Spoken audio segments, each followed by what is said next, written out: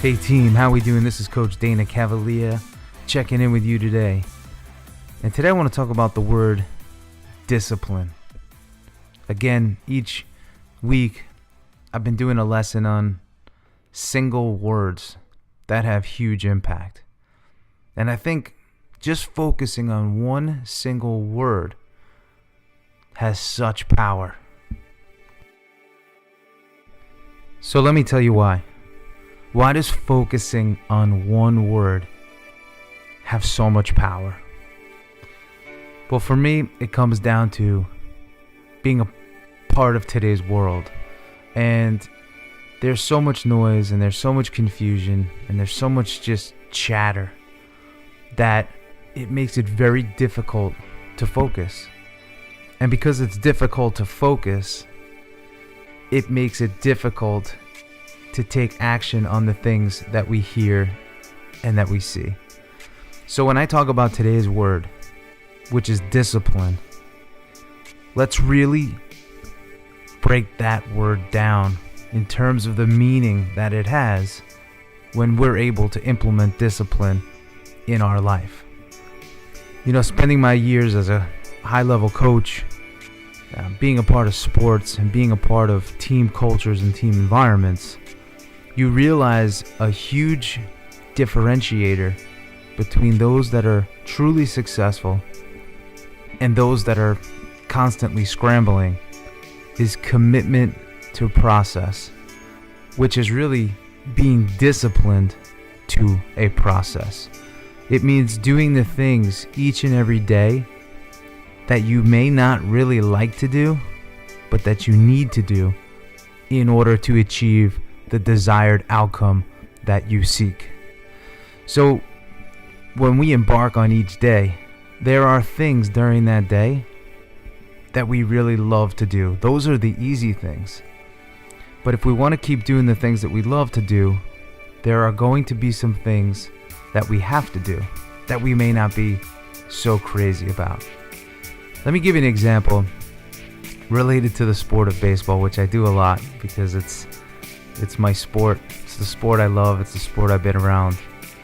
But baseball players love to play the game.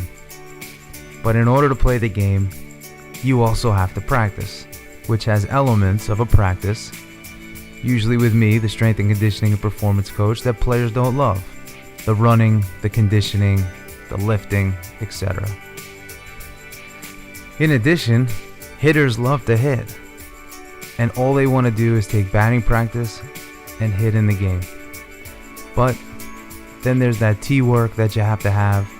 There's all that ancillary work to prep the body and get it ready to compete. That we don't love, but we have to do, and that's a part of the discipline process. So think about your day, your job, your work. Think about that big goal that you're trying to get to and working hard to get to. What stands in your way each and every day to get there?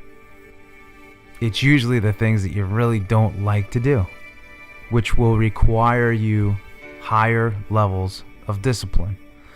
Now, I was listening to Coach Saban, the head coach at Alabama, world champion head coach from Alabama, speak the other day about the word discipline, and it was incredible because, again, he equated success and winning championships with higher levels of discipline to his coaching process.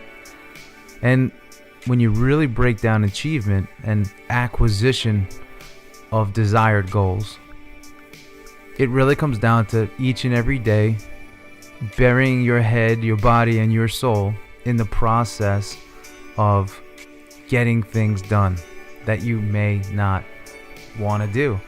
And how many of us put things aside that we don't love to do for weeks, months, and sometimes even years?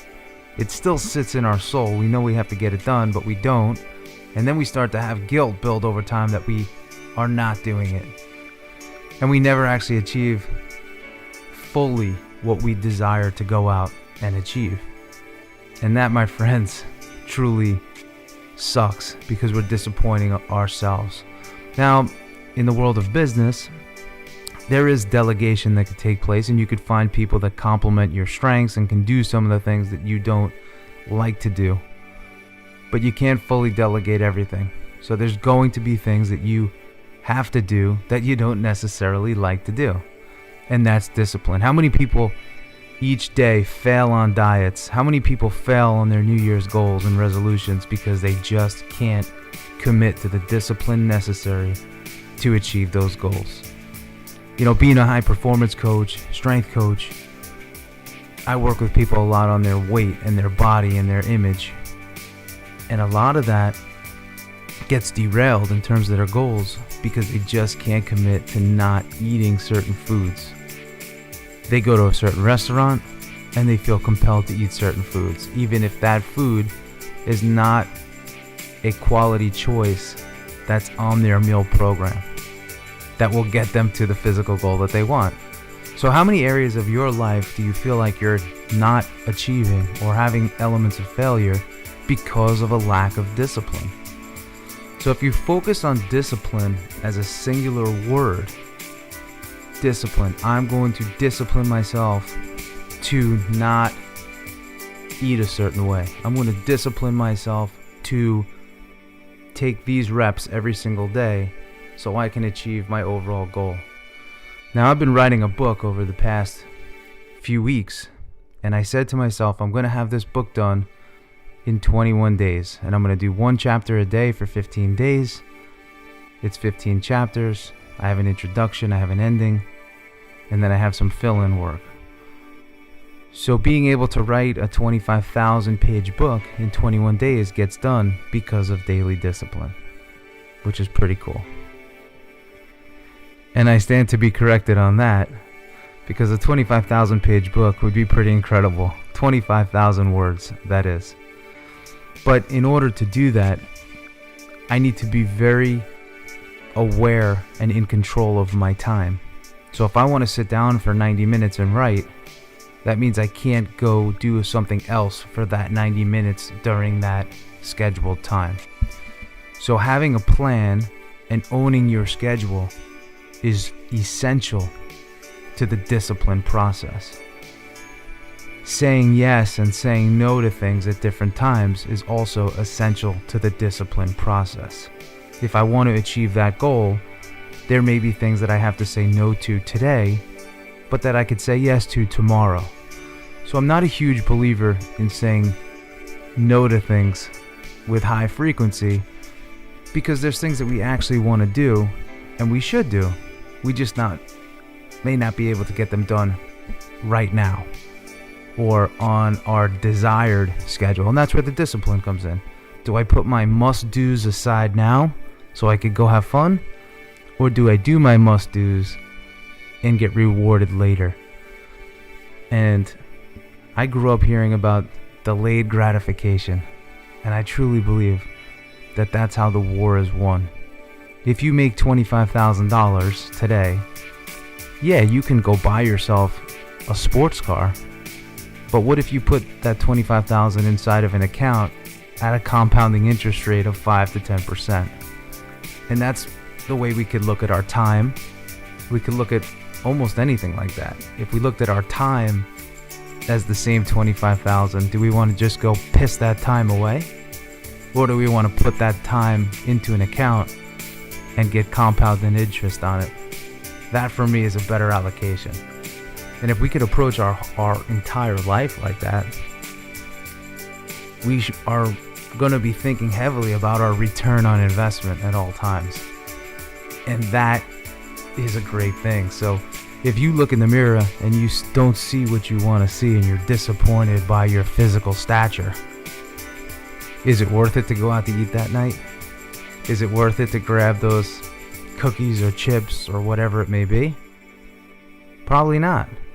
Because when you start taking on discipline and showing discipline to not do certain things to take you further from your goal, think about how great you're going to feel. You're going to look in the mirror, you're going to feel empowered, and boom, your confidence is going to elevate. Your ego is going to elevate just enough. Your pride level is going to be higher. All positive things. And you're going to be in a position to go out and win and become that champion that we look to create each and every day. So being aware of your overall goals is essential. And then being aware of the daily habits that will get you closer to those goals is even more essential. But we have to also make sure that our negative habits are truly in check and that we stay disciplined to the positive ones, so the negative habits don't overtake our overall goals and objectives. So I hope you guys can sit back a little bit and not be afraid of the word discipline, because there's so many positives that happen as a result to it. I mean, let's also think about it. Did we want to go to school every single day? No. But by going, we started to see our intelligence level go up year over year over year, hopefully. But if we stick to process and we execute a positive process every day and we're disciplined to process, we'll get where we want to go and we'll be moving closer to our overall goals. So think about the word discipline.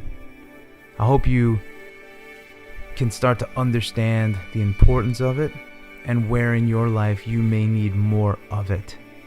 Now I will leave you with this, because when you're fatigued and you're tired and you're burnt out and you're really just exhausted, it's very hard to stay disciplined. You actually have, we'll call it mind muscle or brain muscle, that only allows you to have so much discipline. And with fatigue, the ability to resist, the ability to say no, and the ability to stay disciplined disappears. And this is why we have to protect our energy so much. And that's why you got to get your rest. Eating well, staying off your phone late at night to make sure you can get into deep REM sleep is super important. Because if you're fatigued, your ability to be disciplined is going to be compromised due to physiological circumstances. So make sure that you're owning yourself and owning your habits and making sure that you're getting enough rest and enough sleep each day so you can keep your discipline